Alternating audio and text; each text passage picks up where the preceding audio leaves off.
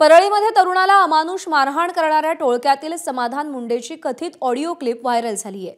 यामध्ये मुख्य आरोपी समाधान मुंडेंनी आणखी एका सुहास साबळे नावाच्या तरुणाला धमकी दिल्याचं समोर आलंय। सगळ्यात महत्त्वाचं, एबीपी माझा या ऑडिओ क्लिपची पुष्टी करत नाही। समाधान मुंडे आणि 10 ते 12 जणांच्या टोळक्यानं शिवराज दिवटे या तरुणाला लाठ्या काठ्या आणि बेल्टनं बेदम अमानुष मारहाण केली। त्यापूर्वी सुरेश साबळे आणि भागवत साबळे यांना परळी शहरामध्ये समाधान मुंडे आणि तुकाराम गिरी यांनी मारहाण केली होती। या प्रकरणी अदखलपात्र स्वरूपाचा गुन्हाही दाखल झाला होता।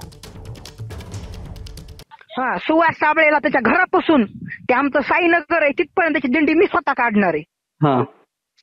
मी स्वतः म्हणजे आमचे आहे 15-20 पोरं। ज्या दिवशी परत येईन त्या दिवशी त्याची आम्ही दिंडी काढणार आहेत। माझं एवढंच म्हणलंय की फक्त नको, तू नको मध्ये पडू, आपले कसे चांगले संबंध आहे, तू मध्ये नको पडू। आता तू बघ ते पियुष किती शिवाय द्यायला, आता तुझी बघ। तू म्हणला तुझे पाय तोडतो, मग ते क्रॉस बोलला ना समोर, तू कसं म्हणायला? आता मी त्याला 5 वाजता तुझ्या गलीच्या कॉर्नरला आणतो, तू त्याला काय करायचंय ते कर। तिथून पुढे मग आमचा प्रश्न राहिला, आम्ही काय करणार ती। 5 वाजता तुला कॉल करतो मी, तुझ्या चौकात येणार आहे 5 वाजता। जाऊ दे आता। हा, तुला करतो मी 5 वाजता फोन। एबीपी माझा, उघडा डोळे बघा नीट।